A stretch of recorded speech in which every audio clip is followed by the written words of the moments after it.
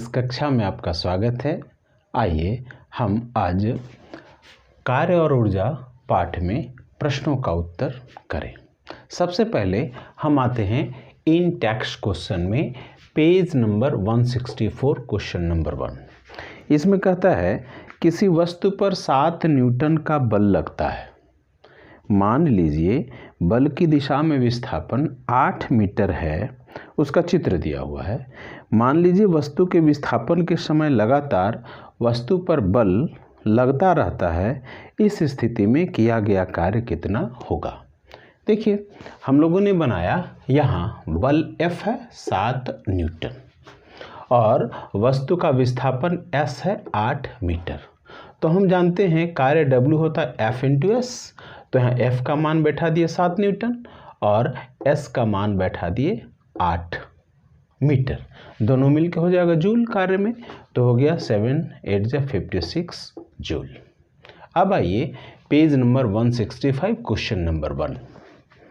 ये कहता है हम कब कहते हैं कि कार्य किया गया है। हम जानते हैं कि यदि किसी वस्तु पर बल लगे और बल की दिशा में वस्तु का विस्थापन हो तभी कार्य हुआ माना जाता है। उसी को हमने लिखा, किसी वस्तु पर बल आरोपित होने पर यदि वस्तु में विस्थापन उत्पन्न हो तो कार्य हुआ माना जाता है। अब देखा जाए क्वेश्चन नंबर 2। क्वेश्चन नंबर 2 कहता है जब किसी वस्तु पर लगने वाला बल इसके विस्थापन की दिशा में हो तो किए गए कार्य का व्यंजक लिखिए। देखिए हम लोगों ने यहाँ लिखा है क्वेश्चन नंबर 2, किया गया कार्य होता है बल गुने विस्थापन अर्थात W बराबर F इंटू S। यही हमारा उपयुक्त व्यंजक है। अब आइए क्वेश्चन नंबर 3 कहता है 1 जूल कार्य को परिभाषित करें। देखिए यहाँ हम देख रहे हैं कि W equals to F into S। तो ये 1 जूल कब होगा, जब फोर्स भी 1 होगा और डिस्टेंस भी 1 होगा। उसी को हम लोगों ने यहाँ परिभाषित किया है 1 जूल कार्य। 1 न्यूटन बल के कारण बल की क्रिया रेखा की दिशा में वस्तु का विस्थापन 1 मीटर हो तो उस वस्तु पर किए गए कार्य की मात्रा 1 जूल होती है। पेज नंबर 165 का 4 नंबर प्रश्न कहता है बैलों की एक जोड़ी खेत जोतते समय किसी हल पर 140 न्यूटन बल लगाती है। जोता गया खेत 15 मीटर लंबा है। खेत की लंबाई को जोतने में कितना कार्य किया गया। देखिए यहाँ पे बैलों द्वारा लगाया गया बल कितना है, 140 न्यूटन और खेत की लंबाई मतलब विस्थापन हो जाएगा वो है कितना, 15 मीटर। तो अब हम लोग कार्य को आराम से निकाल सकते हैं।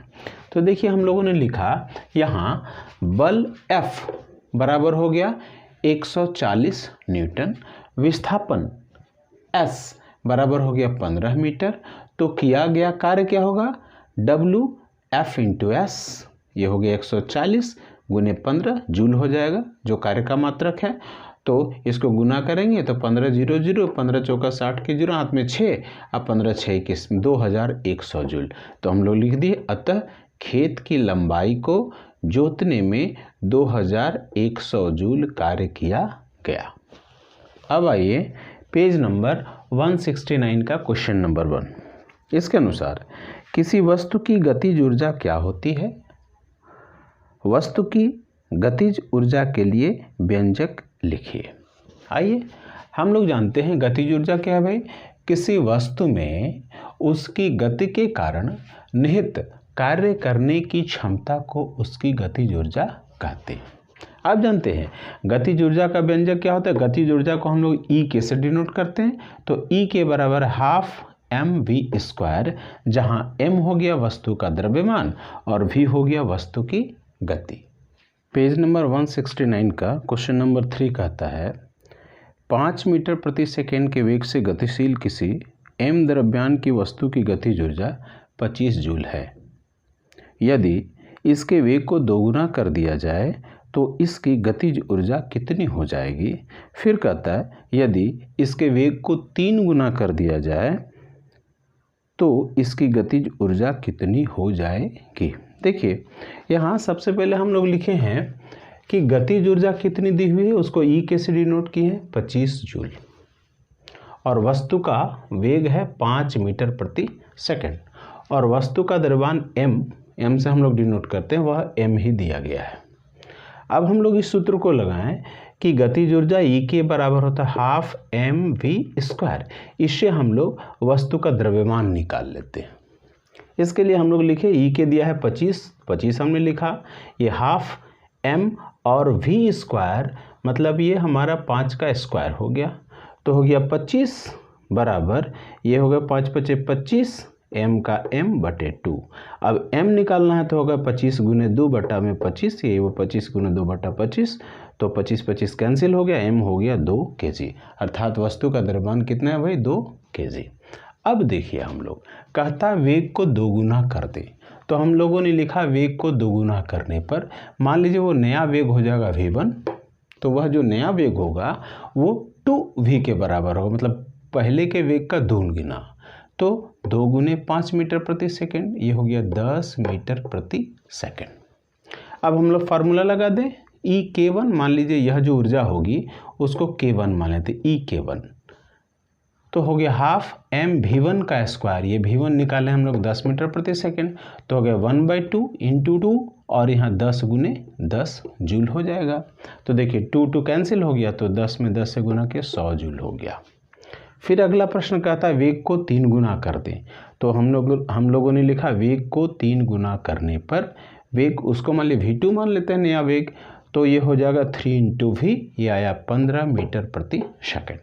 तो अब जो गतिज ऊर्जा होगी उसको हम लोगों ने ई के 2 मान लिया, तो हो गया हाफ एम v2 स्क्वायर, तो हो गया 1/2 m है 2 और v2 स्क्वायर 15 इंटू 15 ये जूल हो गया। यहाँ भी 2 और 2 कैंसिल हो गया, 15 में 15 से मल्टीप्लाई किए तो हो गया 225 जूल। इस तरह से 3 गुना करने पर उसकी जो गतिज ऊर्जा होगी वो 225 जूल हो जाएगी। पृष्ठ संख्या 174 के क्वेश्चन नंबर 1 को देखें। इसमें कहता है शक्ति क्या है। देखिए हम लोगों ने परिभाषित किया है शक्ति कार्य करने की दर या ऊर्जा रूपांतरण की दर को शक्ति कहते हैं। कार्य करने के लिए हमको ऊर्जा चाहिए, ऊर्जा खर्च होती है तो उसकी दर को, खर्च करने की दर को हम लोग शक्ति कहेंगे। तो इसलिए हम लोग लिखा था शक्ति बराबर कार्य बटे समय या ऊर्जा रूपांतरण बटे समय, अर्थात शक्ति को पी से डिनोट करते हैं W/T या वही हो सकता है E/T। क्वेश्चन नंबर 2, 1 वाट शक्ति को परिभाषित कीजिए। देखिए 1 वाट शक्ति क्या है, यदि कोई अभिकर्ता का मतलब कार्य करने वाला 1 सेकेंड में 1 जूल कार्य करे तो उसकी शक्ति 1 वाट कही जाती है। क्वेश्चन नंबर 3 देखा जाए, एक लैंप 1000 जूल विद्युत ऊर्जा 10 सेकेंड में व्यय करता है, इसकी शक्ति कितनी होगी। देखिए यहाँ हम लोग देखें कि रूपांतरित ऊर्जा मतलब खर्च की गई ऊर्जा E हो गया 1000 जूल और कितना समय में 10 सेकेंड में, इसलिए समय T बराबर हो गया 10 सेकेंड। तो शक्ति P हो गया W/T या इसी को कहेंगे E/T।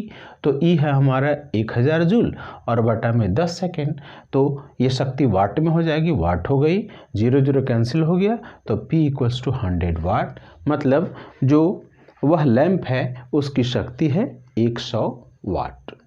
4 नंबर प्रश्न कहता है औसत शक्ति को परिभाषित कीजिए। देखिए हम लोग जानते हैं औसत शक्ति क्या होता है, किसी अभिकर्ता द्वारा किए गए कार्य या खर्च की गई कुल ऊर्जा तथा उसमें लगे समय के अनुपात को उसकी औसत शक्ति कहते हैं। मतलब औसत शक्ति हो गया कुल किया गया कार्य बटा में उसको करने में लगा कुल समय, या दूसरे रूप में हम कह सकते हैं कि कुल रूपांतरित ऊर्जा बटा में कुल समय।